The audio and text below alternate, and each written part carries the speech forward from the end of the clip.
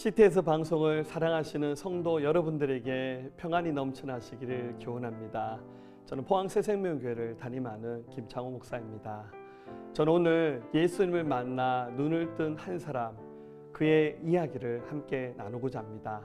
본문 말씀은 요한복음 9장 2절과 3절입니다.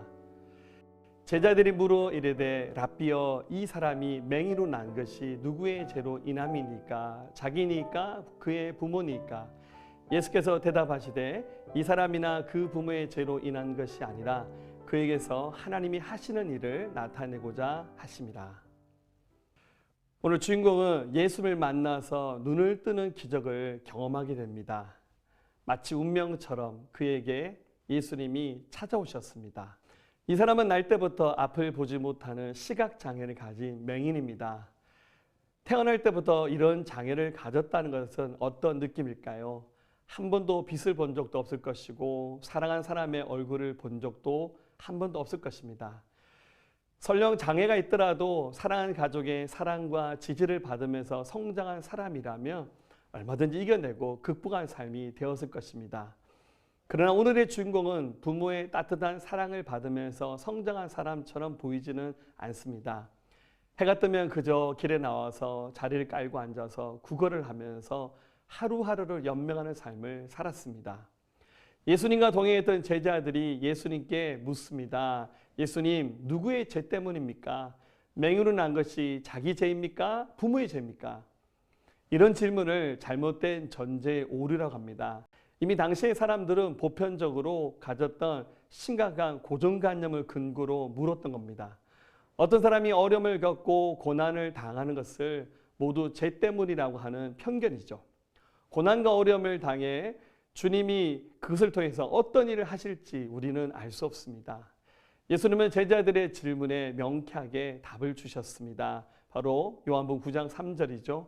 예수께서 대답하시되 이 사람이나 그 부모의 죄로 인한 것이 아니라 그에게서 하나님이 하시는 일을 나타내고자 하심이라, 그렇게 말씀하셨습니다. 우리의 고난과 위기, 역경, 이것은 무조건 망해라고 내리치시는 매로만 생각해서는 안 될 것입니다. 물론 애매하게 고난당한다는 생각이 들 때 억울하기도 하고 원망스러울 수도 있을 것입니다. 그러나 우리는 크신 하나님의 섭리와 계획을 바라볼 수 있어야 됩니다. 그렇다면 이 맹인을 만나주신 예수님께서 그를 통해 하나님의 하시는 일을 나타내심은 무엇일까요? 거꾸로 한번 생각해 보십시오. 이 맹인이 만약 예수님을 만나지 못했다면 어떻게 되었을까요? 그저 장애를 가진 한 불쌍한 인생의 슬픈 사연으로 끝났을 것입니다. 운 좋게 몇 날일지 몇 년일지 모르겠지만 길거리에서 구걸하다가 얻어먹고 연명할 수는 있었을 겁니다. 그러나 자신이 가진 문제는 하나도 해결하지 못하고 살다가 그렇게 삶을 마쳤을 겁니다. 이 땅의 삶에 행복과 평안도 없을 것이고 자신이 가진 장애의 치유도 없었을 겁니다. 결국 죽어서는 지옥입니다. 어쩌면 건강한 몸으로 쾌락을 누리면서 살다가 죽어 지옥에 가는 사람보다 더 억울하고 불쌍한 인생이 되고 말았을 겁니다. 그를 통해 나타나실 하나님의 일은 바로 그가 예수님을 믿어 구원받는 일입니다. 그 영혼과 몸을 치유하시면서 하나님의 영광을 나타내시는 겁니다. 오늘의 주인공은 이 자리에서 예수님을 믿게 되었고 놀라운 은혜로 눈을 떠서 앞을 보는 기적을 경험하게 됩니다.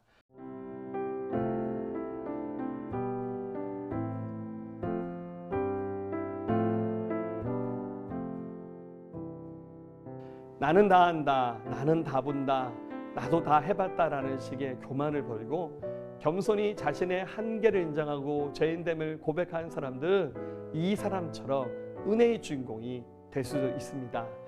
지금도 주님은 우리를 찾아오셔서 우리를 만나주기 원합니다.